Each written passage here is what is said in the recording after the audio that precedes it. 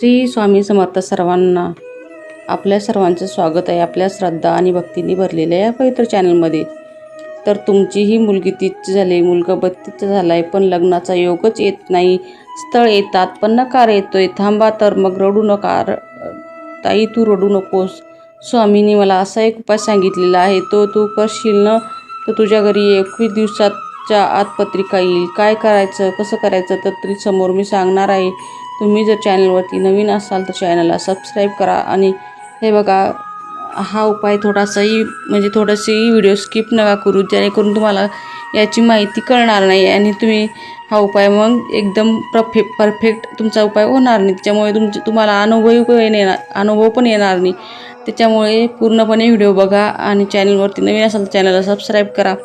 तर चला जास्त वेळ न घेता आपण उपायाकडे वळूया.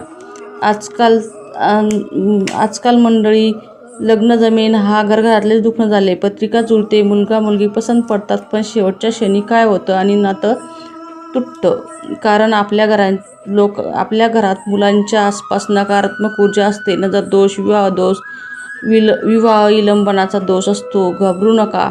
तुम्हाला मी असा काही उपाय सांगणार आहे आज, जो तुम्ही केला ना तर तुमच्या घरामध्ये लग्नाचे योग लवकरच येतील. तर तुम्हाला काय करायचं आहे, गणपती बाप्पाची काही सेवा करायची आहे. ती केल्याने तुमच्या घरामध्ये लवकरच योग येतील. गणपती बाप्पाची चतुर्थी आहे संकष्ट चतुर्थी. पंचांगानुसार प्रत्येक महिन्याच्या कृष्ण पक्षातील चतुर्थीला संकष्ट चतुर्थी म्हणतात. या दिवस भगवान गणेशांचा उपासनेसाठी अत्यंत पवित्र मानला जातो. या दिवशी उपवास करून बाप्पांची पूजा केली जाते आणि रात्री चंद्रदर्शन घेतल्यानंतरच उपवास सोडला जातो. संकष्ट चतुर्थी दिवशी लवकर उठून गणपती बाप्पाची पूजा केली जाते. संपूर्ण दिवसभर एक भुक्त राहून उपवास केला जातो.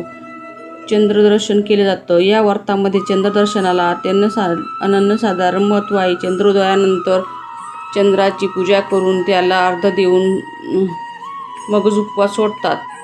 कारण हे व्रताचा प्रभाव सर्व संकटे दूर होतात आणि भक्तांची मनोकामना पूर्ण होते, अशा ही श्रद्धा.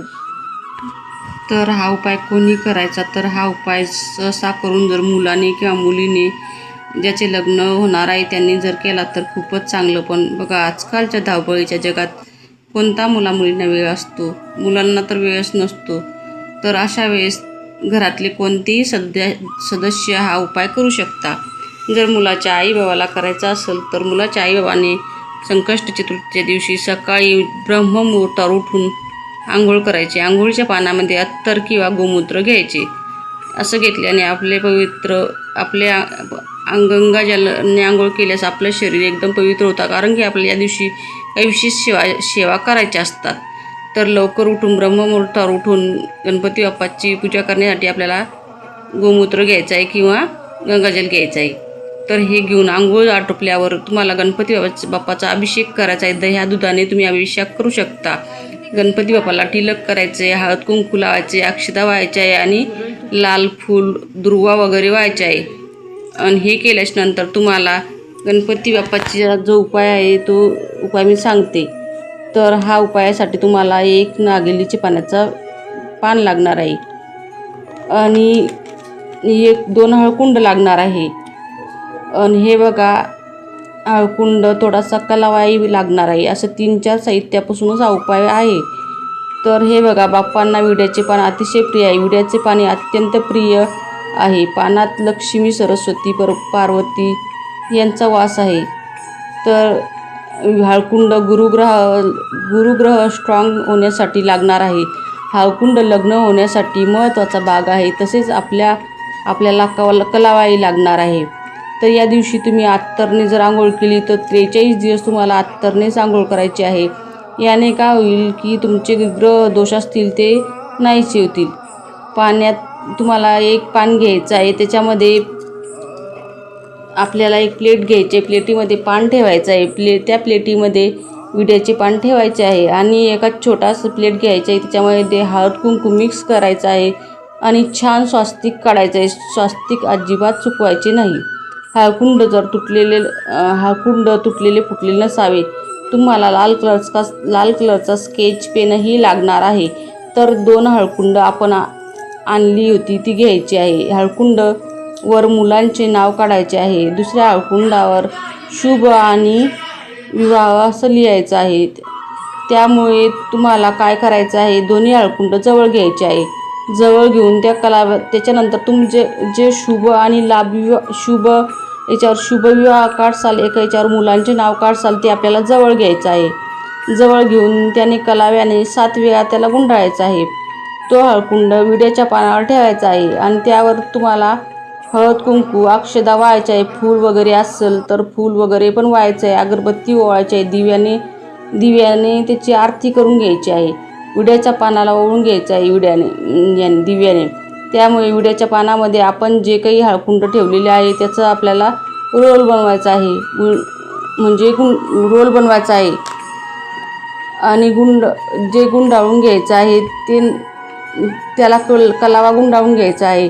कलावाच्या साहाय्याने तो रोल बांधून घ्यायचा आहे. तो रोल हातामध्ये घ्यायचा आहे. नंतर प्रार्थना करायची, माझ्या मुलाच्या कुंडलीतील ग्रहदोष, कालसर्पदोष, नजरदोष, मंगलदोष दूर होऊ द्या.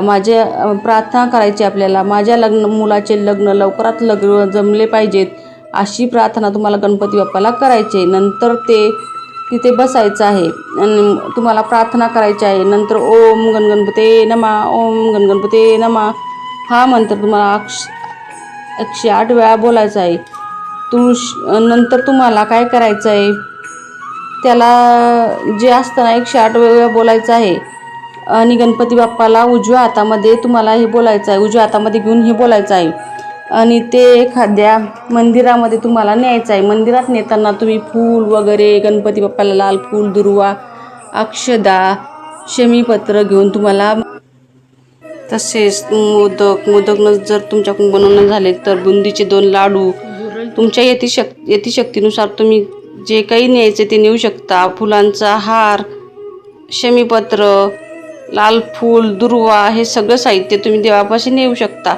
तिथं जाऊन तुम्हाला काय करायचं आहे, मंदिरात गेल्याच्यानंतर तुम्हाला देवाचा आहे तो विडा तो मंदिरात ठेवायचा आहे. ठेवताना पुन्हा म्हणायचं आहे, हे गणपती देवा, माझ्या मुलाच्या लग्नातील अडथळे दूर होऊ द्या. माझ्या मुलातील सगळे दोष, ग्रहदोष, नजरदोष, पितृदोष जे काही दोष असतील ते सगळे नाहीसे होऊन माझ्या मुलाचे लग्न लवकरात लवकर जमलं पाहिजे, अशी प्रार्थना तुम्हाला गणपती बाप्पाला करायची आहे. आणि हे बघा, हे उपाय करत असताना तुम्ही मनाने करा, श्रद्धेने करा. तुम्हाला नक्कीच फळ मिळेल, 100% फळ मिळेल. मी सांगते, माझ्या जवळच्या माझ्या बहिणीचा अनुभव आहे. तिचे लग्न जमत नव्हते, तिचं हा उपाय केल्याने लग्न जमले. मला तिने सांगितलं आणि मीही तुम्हाला हे सांगू राहिले. तर तुमचं लग्न 100% जमेल. अधिक महिन्याने यावर्षी तुमच्या मुलाचं लग्न जमेल. असा उपाय कसा होता तर कमेंट करून नक्की सांगा. चॅनलवरती नवीन असाल तर चॅनलला सबस्क्राईब करा. पुन्हा भेटूया नवीन व्हिडिओमध्ये.